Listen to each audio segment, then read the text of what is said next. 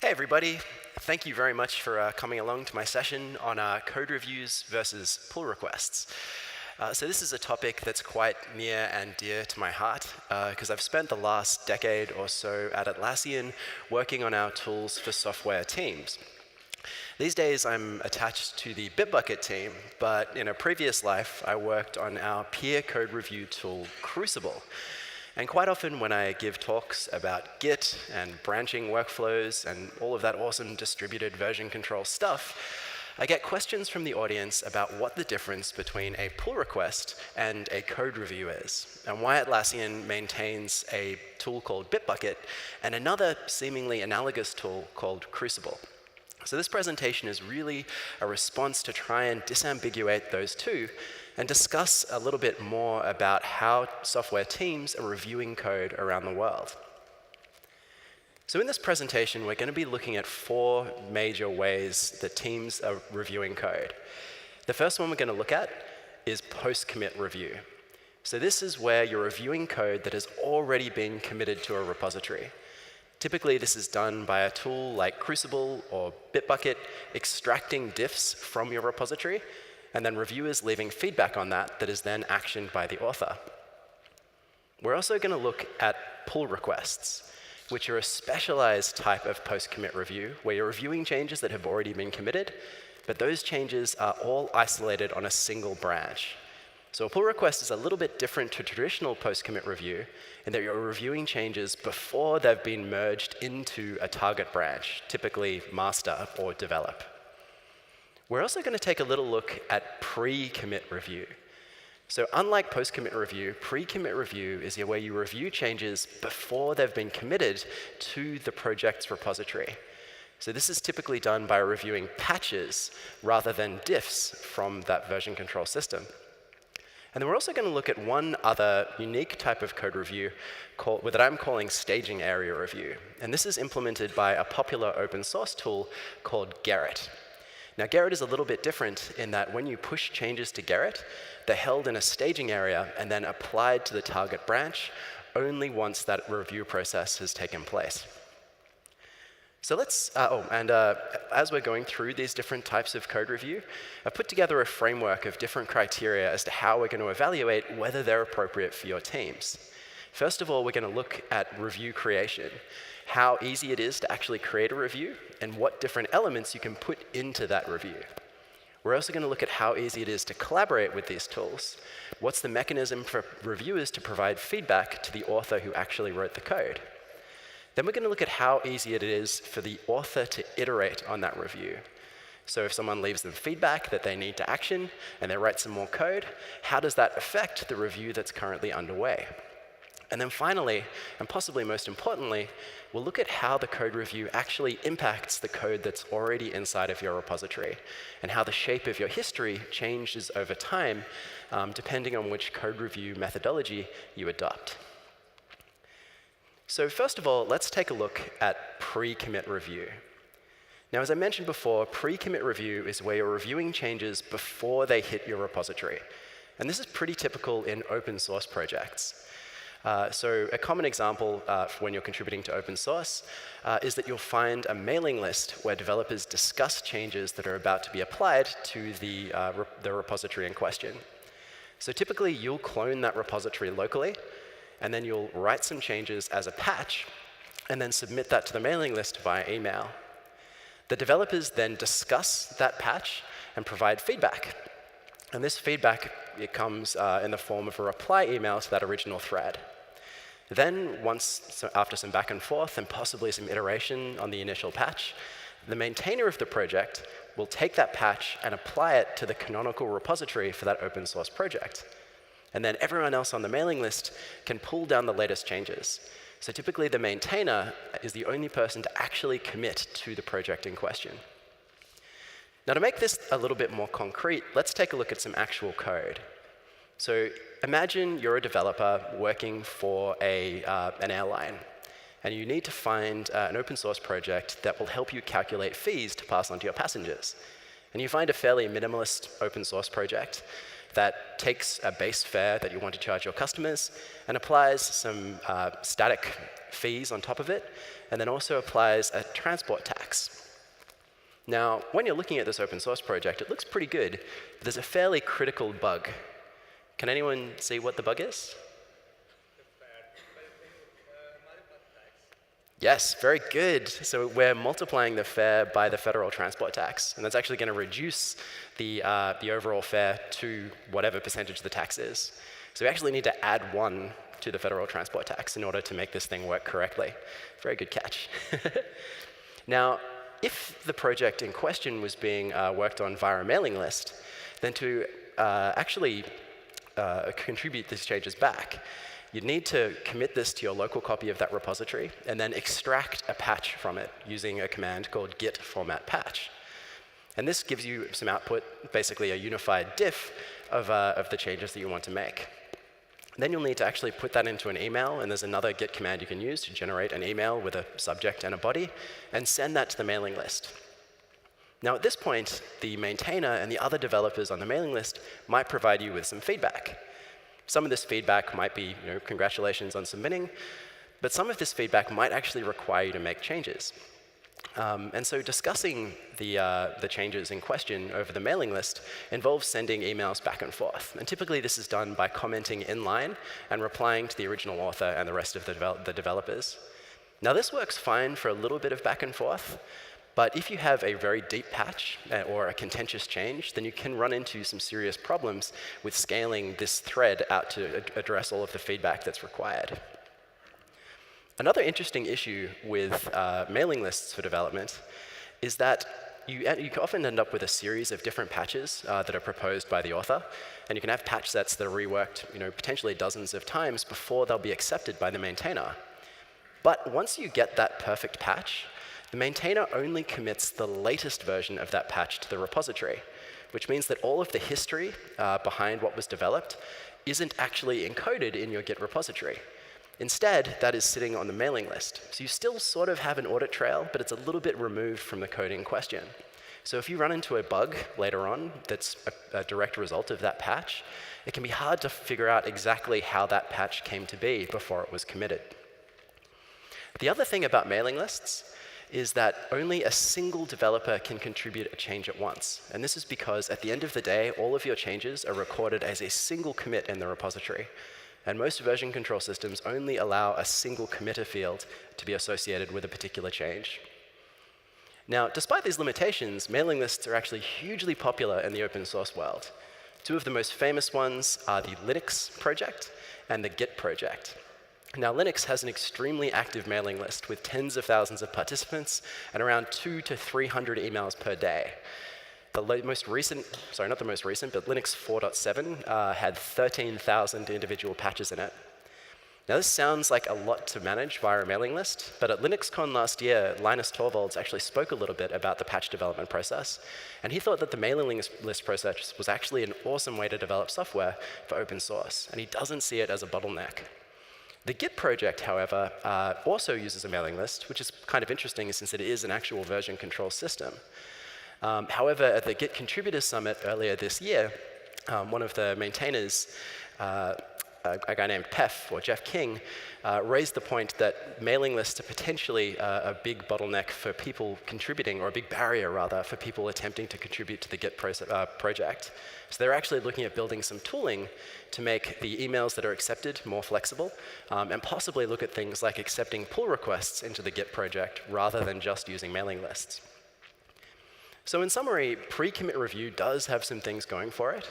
One of the cool things about it is that it's version control agnostic.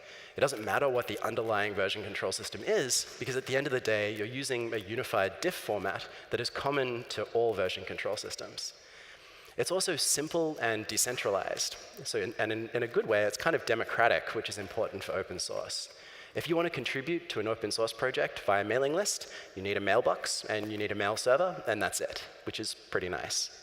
And because it's so simple, it's really easy to scale it up to thousands or tens of thousands of contributors. You're really only limited by the bandwidth of the people who maintain the actual project. But there are some downsides to pre-commit review.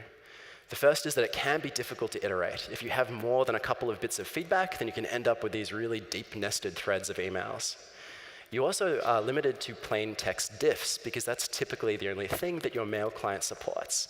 You don't have syntax highlighting or nice red and green added and removed lines like you do in other tools. And you're also limited to that idea of only having one contributor per code change. Now, this is typically fine in open source, because that's often how open source projects are developed. But in a professional context, you often have multiple developers on a team contributing to the same feature. So patch sets aren't a great way to manage that.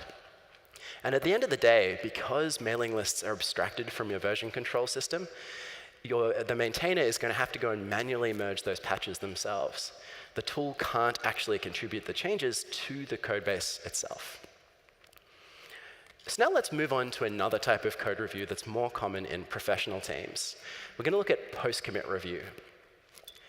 So now that we're talking about post-commit review and pull requests and Gerrit, all of these involve some sort of web-based tool that allow you to review changes to your code. And they typically all have a diff view, which is some red and green lines showing you what has changed in the code base. A red line is a removed line, and a green line is an added line. Actually, can I get a quick show of hands? How many of you are currently practicing code review on your teams? Oh, fantastic. It's most of the room. Excellent.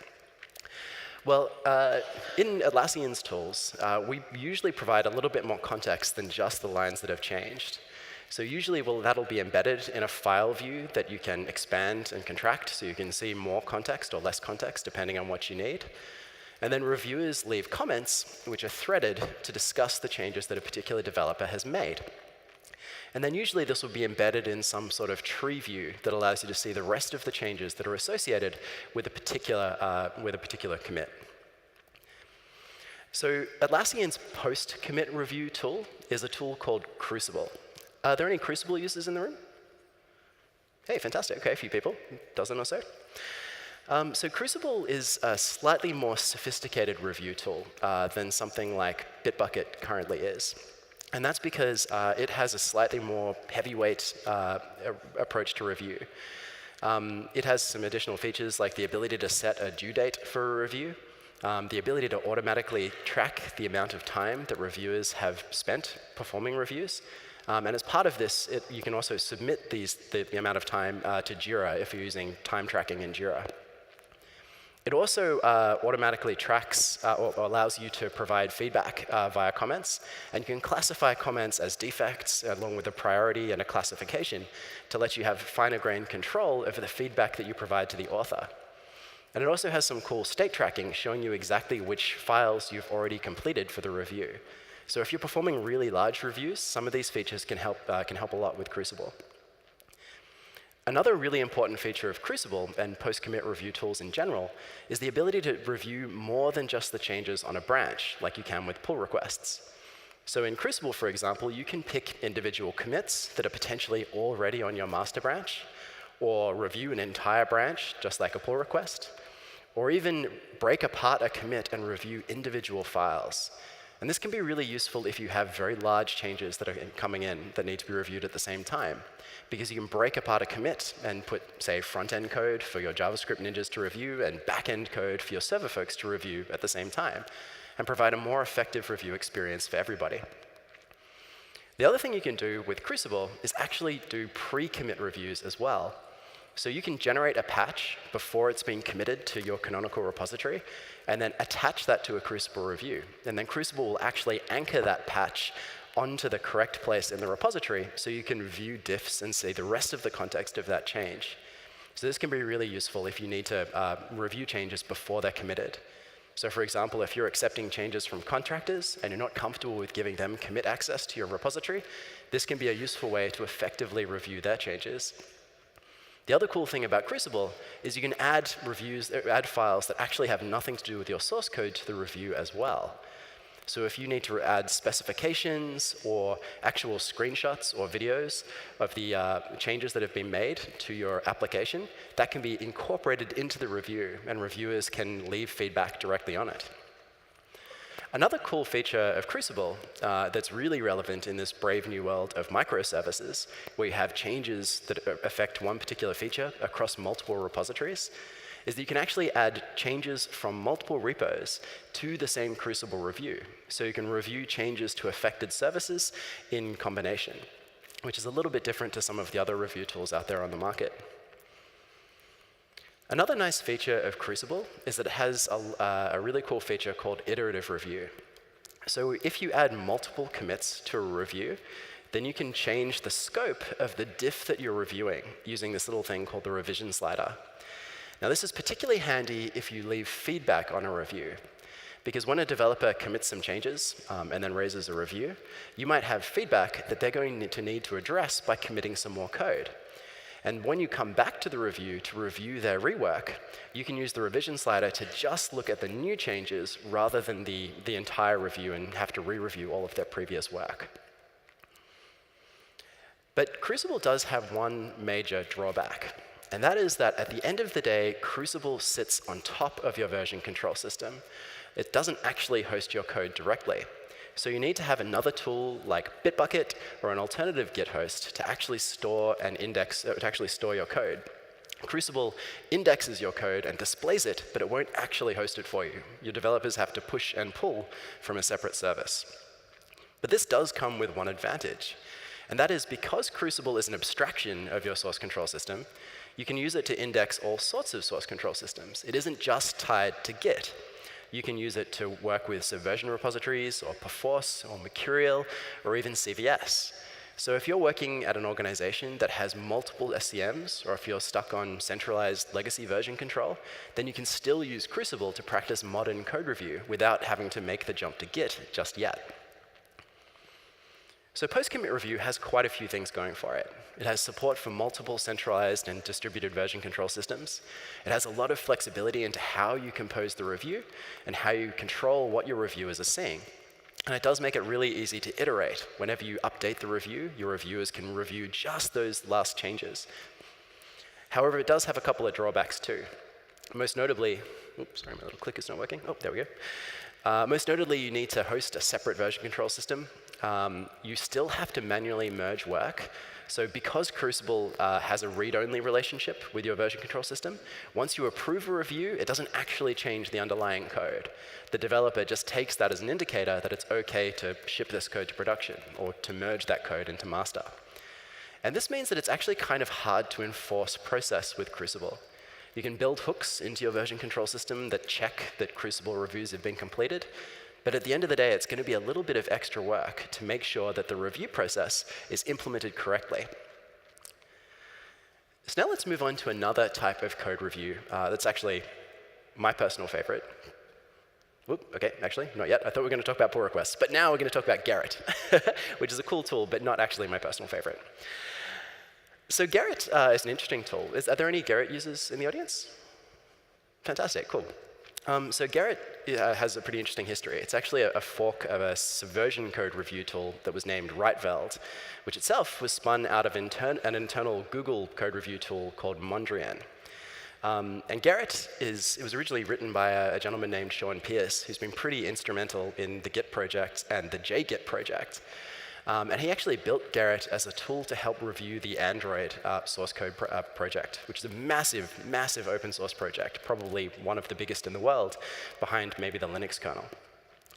And Gerrit also has an awesome little mascot, Diffie, the Kung Fu review cuckoo, I'm a big fan of.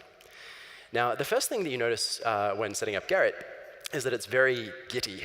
If you saw my talk yesterday about Git aliases, where I was talking about Git config files, the configuration for Gerrit is actually stored as a Git config file, or formatted like a Git config file. So actually, you use the git config command to change properties for your Gerrit server, which is pretty cool if you're a huge Git nerd like I am. And Gerrit, unlike Crucible, does have some pretty cool ways to enforce policy on your code base.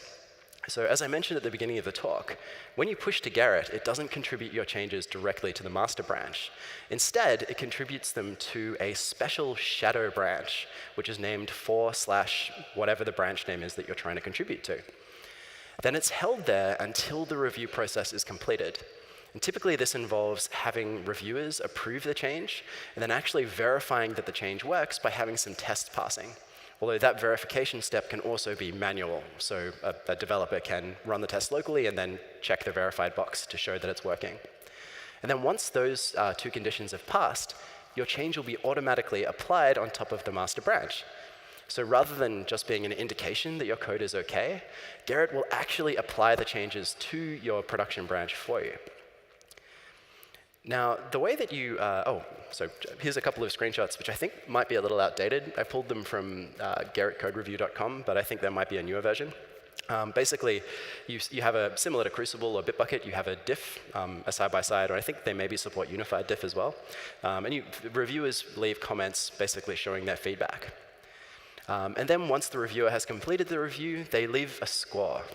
And that score, I think, is configurable, but it can be between -2 and +2 by default. +2 meaning, this is an awesome change, please ship it as soon as possible. And -2 being, hey, please don't submit this. And -1 and +1 basically meaning, hey, wait till someone else has reviewed this before you take any action. Now, the way that you iterate on changes in Gerrit is a little bit different to other version control systems or other review tools.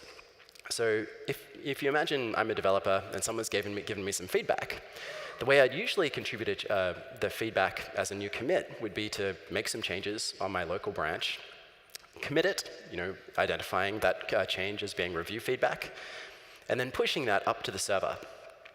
But if you do this with Gerrit, you'll actually get a kind of interesting message saying that the push is rejected, and then you have to squash your commits first. Now, the reason for this is that Gerrit won't let you push a new commit to the server if one of the ancestors of that commit is still under review. So what this means is that you have to rebase or amend the previous commit that you already submitted and replace the existing commit. And what this means in Git is that you do a force push to replace that previous work that you've already applied. Now, the reason for this is that Gerrit is sort of emulating a patch-based workflow, like we saw with mailing lists. So when you submit a new change to replace your previous change, then that's actually replacing the commit in your repository. So once the review process is completed, you have one atomic commit that represents the work that you've done. This is pretty appealing to open source, where each atomic change should be a single commit. But it does cause some problems in professional workflows, because at the end of the day, you have that same limitation of only being able to have one contributor change for a particular feature. And when you look at the actual UI in Gerrit, you can see the previous versions of the patch sets. So you still have a little bit of an audit trail, but it's stored in Gerrit rather than in your Git repository itself. And you can actually see they're called patch sets in the UI as well. So again, kind of an analogy to the mailing list model. So Gerrit does have some pretty cool stuff going for it. One is that it does have some pretty sophisticated policy enforcement. You can use Gerrit to ensure that every commit in your repository has been reviewed and is passing the tests before it gets promoted to master. It's also a free and open source project built on top of Java and using the JGit project. And plus, the other cool thing about Gerrit, just like mailing list workflows, is you get a very clean, concise history where each change is compressed into a single commit. But the downsides for Gerrit are that it is very, very tied to JGit, and therefore Git only, which isn't a huge problem for many teams who are already on Git, but may not be great if you're using other version control systems or other DVCSs, like Mercurial, for example. The other interesting thing about Gerrit is it does have a little bit of a steep learning curve to use and administer.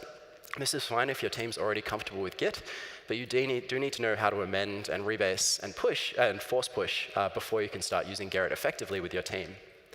And that does make the iteration process a little bit awkward if you're coming from another code review tool. And then kind of the big drawback for professional teams is that you're still limited to having that one contributor per patch, because each change is represented as a single commit. So now let's move on to my favorite method of code review, and I may be slightly biased being attached to the Bitbucket team, and that's the pull request. Now, pull requests are a bit simpler in terms of review composition. Unlike Crucible, you cannot review changes that aren't in your repository or are in another repository. You can't break apart commits. You can only review all of the changes on a branch. So when you create a pull request, you're basically reviewing all the changes that are on your current branch that aren't on the target branch that you're merging into. But this does make the review creation process significantly simpler. You basically pick your source branch, pick your target branch, and then Bitbucket generates a list of commits between those two branches. Now, in Bitbucket, we also have some integration with Jira and Bamboo, and also other continuous integration and deployment tools that will show you a list of builds associated with your commits. And this can be pretty useful if you require a passing build before your pull request can be merged. We also have iterative review built into Bitbucket as well. So just like in Crucible, you can choose which commits you want to review as a reviewer. In Bitbucket, you can also select basically the set of commits that you want to be currently reviewing. So it's not quite as flexible as Crucible, where you can pick an exact range, but you can pick all of the changes or just an individual commit, which is useful if you're reviewing feedback that's been committed since your initial review. Now, the interesting thing about pull requests is that unlike post-commit review, where you're just reviewing changes that may already be shipped to production, a pull request is really you as a developer requesting that the rest of your team pull your changes into master and on into production. And that means that pull requests are basically a form of code review, but they're a greater form of code review, where an actual action is taken after the review process has taken place. And because of this, we hang some interesting policy stuff on top of that inside of Bitbucket. So you can actually enforce that a certain number of builds are passing before a pull request can be merged. And if they're not, then that little merge button in the UI will actually be disabled with a little message saying, hey, you need to fix the build before you can merge this. You can also set policies around how many reviewers need to approve changes before they can be merged. At Atlassian, the rule of thumb is generally to have 2 other Atlassians to sign off on any code review before it can be merged. And the reason for this is that after this pull request gets merged, many of our teams are practicing continuous deployment. So if that's merged into a develop branch, that's going to be automatically deployed onto our dogfooding server. Or if it's being merged into master, then that code could be going live to our customers as soon as it hits that branch. So pull requests have a certain gravity to them that typical code reviews may not. And another cool feature of pull requests is that we've adopted a pattern of having one Jira issue associated with each branch. Sometimes there might be multiple issues that are addressed, but we want to have at least one Jira issue that's associated with it. And this is because we've wired Bitbucket's repository events to Jira's workflow events. So you can add a thing called a workflow trigger to any transition in Jira, and this will allow you to bind your workflow across the 2 products. So when a developer at Atlassian assigns an issue to themselves and then pushes a branch to Bitbucket, Jira will update the corresponding issue to show that it's in progress because some work has been pushed. Then when a developer creates a pull request, then it will automatically transition into the in-review state. And then when they merge that pull request, the issue automatically transitions into done for them. So as a developer at Atlassian, I actually don't spend much time in Jira anymore. I pull something from the backlog, assign it to myself, and then Bitbucket and Jira's integration handles the rest of the work for me. And this is great from a developer's point of view because you spend less time clicking around in tools. And it's great from a product manager's point of view because you have a high level of confidence that the issues in your backlog are actually in the correct state. So pull requests really represent more than just a code review. They're the difference between code that is in experimental and in development, sitting on an isolated feature branch, and code that is alive and in production and actually in your customer's hands. And there's something that's really powerful about that. But there is one major drawback with pull requests. And that is that you can sometimes run into a little problem called the Git guitar hero. And that is that every time you merge a pull request, you create a merge commit. And if you want to merge changes from your master branch into your pull request to update it, that will also create a merge commit. And you can get something that looks a little bit interesting if you're using a branch visualizer like SourceTree or a Git graph. And this is a bit tough to stomach if you're coming from a traditional mailing list workflow or if you're using something like Gerrit. Because with those tools, you get a nice, concise commit history with each change being represented as a single commit. And this, I think, is why it's really hard for a lot of teams who are used to this kind of nice, more concise history to adopt pull requests. However, this has changed recently. In Bitbucket Server 4.9, we shipped a feature called merge strategies. Now, this may sound a little bit innocuous, and maybe doesn't seem immediately obvious why it addresses that problem. But let's go through exactly how this feature works and see how it can actually dramatically impact the shape of your Git history. So merge strategies give you this little feature in the pull request screen in Bitbucket server's configuration. And they basically let you define what happens when you press the merge button. There's a lot of text, and that's because it's a little bit hard to describe how this is going to impact your Git history.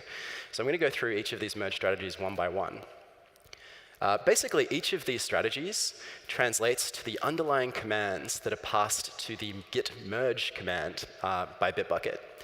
And these flags are noFF, which stands for no fast forward, FF, which is fast forward, FF only, fast forward only, squash, and squash FF only. Now, if this makes no sense to you, don't worry, because we're about to go through each of them in turn. So git merge fast forward, git merge --FF means that Git is going to attempt to do a fast forward merge of your repository. And if you've used Git from the command line, you might see occasionally that Git will say, "Ooh, I've just fast forwarded this for you," and sort of wondered what that meant. Now, what a fast forward is when the branch that you're merging into your target branch, so for example, master, has all of the commits that are already on master. So you've basically created a new branch, created some new commits, but master hasn't changed in that time. Now, in this situation, Git can actually just take that master branch pointer and fast forward it along that line of commits. So it basically is replaced by the value of what your feature branch was. Now, that is what Git thinks of as a fast forward merge. Now, the weird thing about git merge --FF, and this is the default, so if you leave off the --FF, it'll have this behavior as well, is it will attempt to fast forward merge if it can, but if it can't, then it will create a merge commit. So if you run git merge ff, and you do have new changes on master since you created your feature branch, then Git will automatically and conveniently create a merge commit for you. Now, this is convenient, but it's also kind of a terrible default.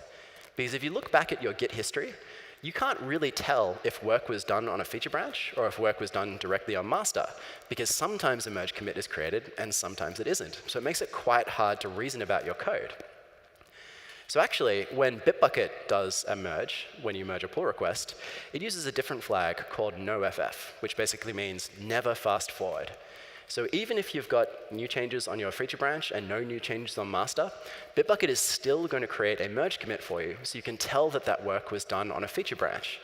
And this is quite important for professional teams, because you want to make sure that work is being done on feature branches rather than directly on master, which means it could potentially skip the code review process. Now, there's another option you can use called fast forward only. And you probably guessed, this means that Git will force you to do a fast forward merge. So if there's no new changes on master, it will simply perform a fast forward as normal. But if there are new changes on master, then Git will actually detect this and prevent you from performing a merge. So what you have to do in this case is actually rebase your feature branch on top of master. Now, this rebasing sounds like a bit of a scary concept, but really what rebasing is you're actually pretending that you created your branch from a different point in time in your Git repository. So rebasing, in this case, would basically be moving our feature branch on top of master. And then that will allow git merge ff only to do a fast forward merge as normal. There's also two other strategies that we support in Bitbucket server. The first is the squash strategy. Now, squash is a little bit like a fast forward merge, except it combines all of the commits on your pull request branch into a single commit and then applies that on top of your master branch. Now, this is really nice if you're coming from a mailing list workflow or coming from a tool like Gerrit, because you effectively get all the benefits of a pull request, where you can have multiple people authoring changes on a feature branch and allow you to review each of those commits individually while you're doing the review process. But then at the end of the pull request process, you can still apply all those changes as a single atomic commit on top of the master branch. So I could see the squash strategy, for those of you who really want those concise Git histories, is a fantastic way to achieve the best of both worlds from something like Gerrit and the power of a Bitbucket pull request. We also have one other strategy which augments the squash strategy called squash fast forward only. And this is a little bit like squash in that if you have no new changes on master, it will squash all of your changes together and then apply them as a new commit on top of master. However, fast forward only will actually prevent you from performing that squash merge if there are new changes on master that haven't yet been put onto your branch. Now, the reason for this is that typically teams who are employing the squash fast forward only strategy want to make sure that all of the changes that are on the target branch have been considered in the implementation of the feature branch. So if you have a continuous integration set up monitoring your branches, then when that passes, you know absolutely that there's not going to be any integration problems when you merge that feature branch into master. So again, you have to rebase before you can apply the squash fast forward only strategy inside of Bitbucket. Now, the only problem with squash fast forward only is that on busy teams, it becomes very, very hard to get your changes into master because you have this race condition between developers having to continually rebase their feature branches as developers merge their changes into master. So we've gotten pretty deep on the Git stuff. I'm going to step back and take a little look at which of these strategies might be appropriate for your teams. Now, the merge commit strategy, so no fast forwarding, where it always creates a merge commit when you hit merge, is pretty good for a number of reasons. It gives you full traceability, so you know that the commits that are in your repository history are exactly what the commits were when the author wrote them. And the other nice thing about merge commits is it's always additive. You're never rewriting history using a rebase, and so it's very, very hard to screw up. And that can be really valuable if you have large engineering teams with varying expertise in Git, because you know that if someone makes a mistake, it can always be effectively undone. The only major downside to the merge commit strategy is that you can sometimes end up with somewhat ugly history because you have vastly more commits than you have when using something like squash.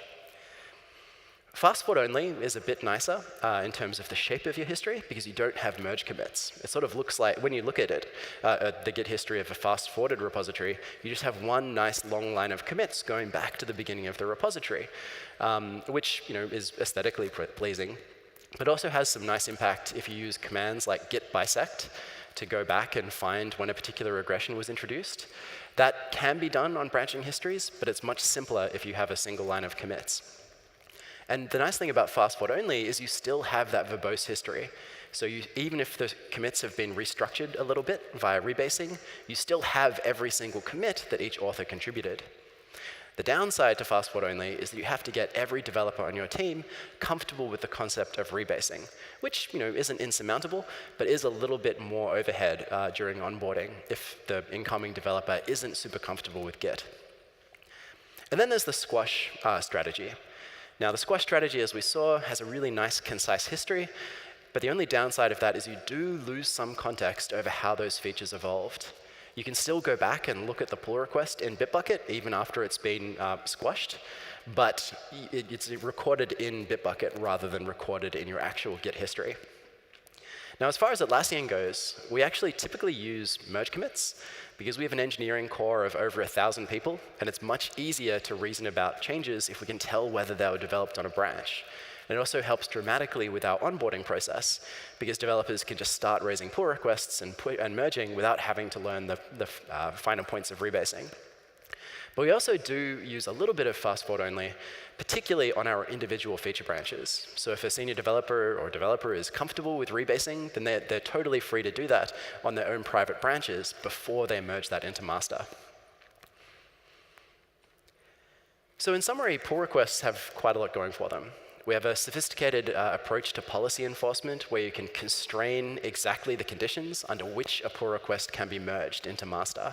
You can say a certain number of reviewers have to approve, or all of the reviewers that are assigned to the review have to approve, or make sure that a certain number of builds are passing before it can be merged.